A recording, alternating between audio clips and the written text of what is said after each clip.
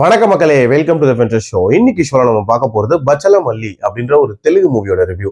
இந்த படம் பாத்தீங்கன்னா அமேசான் பிரைம் ஓடிடி ஆப்ல அவைலபிளா இருக்கு. தமிழ் டப்பிங்லயுமே அவைலபிளா இருக்கு. இந்த படத்துல அலரி நரேஷ் தான் லீட் கேரக்டர் பிளே பண்ணிருக்காரு. இந்த படம் ஒரு ரகட் பர்சனோட லைஃப்ல நடக்கக்கூடிய சம்பவங்கள் அப்படின்ற மாதிரியான தீம்ல தான் போகும். ஆக்சுவலா அந்த நபர் எதனால ரகட் பர்சனா மாறினாரு அப்படின்றதுக்கு ஒரு பிளாஷ்பேக் வச்சிருப்பாங்க. அதாவது அலரி நரேஷ் சின்ன வயசுல பயங்கர படிப்பாளியா இருக்காரு. இன்ஃபேக்ட் டிஸ்ட்ரிக்ட் ஃபர்ஸ்ட் வாங்கக்கூடிய ஒரு நல்ல பையனா இருக்காரு அப்படின்னே சொல்லலாம். அவங்க அப்பா பண்ண ஒரு காரியத்தினால அவங்க அப்பா மேல ஒரு பயங்கரமான வெறுப்பு அவனுக்கு வருது. அதுல இருந்து அவன் பயங்கர ரகடான ஒரு பர்சனா மாறிட்டே வருவான் அப்படின்னே சொல்லலாம். ஏகப்பட்ட கெட்ட பழக்கங்கள் இருக்கும். சிகரெட்டு, தண்ணி, பொம்பளை அப்படின்ற மாதிரி எல்லா பழக்கங்களும் இருக்கும். ஒரு மாதிரி பயங்கர தாண்டோடித்தனமா தெரிஞ்சிட்டு இருப்பான் அப்படின்னே சொல்லலாம். இப்படிப்பட்ட இவனோட வாழ்க்கையில ஒரு பொண்ணு கிராஸ் ஆகுறா. அவதான் அமிர்தா ஐயர்.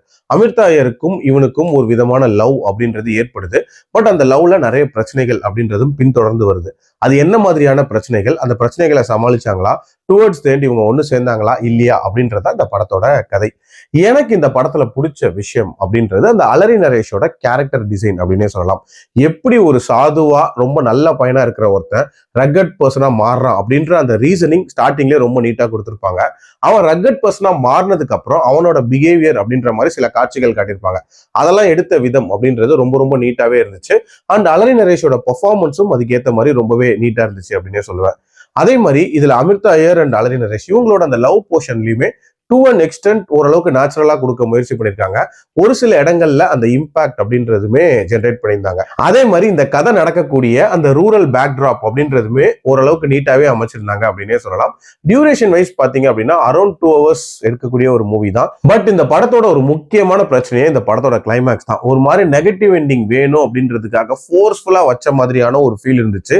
அந்த எண்டிங் கொடுக்க வேண்டிய இம்பாக்ட் அப்படின்றதும் ப்ராப்பரா இல்லை அப்படின்னே சொல்லலாம். ஸோ அந்த போர்ஷன்லாம் இன்னும் கொஞ்சம் பெட்டரா எடுத்திருக்கலாம். அதே மாதிரி அச்சுத்துக்கும் நம்ம ஹீரோக்கும் இடையே ஏற்படக்கூடிய அந்த ரைவல்ரி அதை காட்சிப்படுத்தின விதம், அதுக்கான அந்த ரீசனிங் அப்படின்றதுமே ரொம்ப ரொம்ப ஆர்டிபிஷியலா இருந்த மாதிரியான ஒரு ஃபீல் இருந்துச்சு. இன்னும் கொஞ்சம் நேச்சுரலான வேலை அதை கொண்டு போயிருக்கலாம். மற்றபடி இந்த படம் ஒரு ஓகேஷ் மூவி அப்படின்னே சொல்லுவேன். என்னோட ரேட்டிங் இந்த படத்துக்கு 2.75 out of 5. டைம் இருந்தா வேணா ட்ரை பண்ணி பாருங்க. பொறுத்த வரைக்கும் மைல்டா சில சீன்ஸ் வரும். மற்றபடி பார்க்கலாம். மீண்டும் அடுத்த விமர்சனத்தில் சந்திக்கிறேன். நன்றி, வணக்கம்.